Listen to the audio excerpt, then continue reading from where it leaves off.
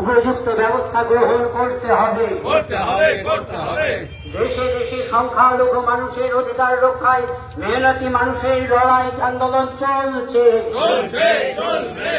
দেশে দেশে সংখ্যালঘু মানুষের অধিকার রক্ষার লড়াইয়ে আমাদের আন্দোলন চলছে।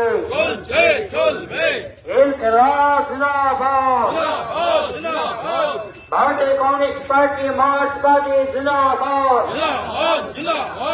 বাংলাদেশে দিনের পর দিন সংখ্যালঘু মানুষের উপর আক্রমণ নামিয়ে আনা চলছে কেন?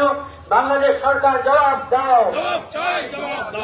বাংলাদেশে হিন্দু বৌদ্ধ চাকমা সহ সংখ্যালঘু মানুষের উপর নির্যাতন বিরুদ্ধে সমস্ত মানুষ এক হন।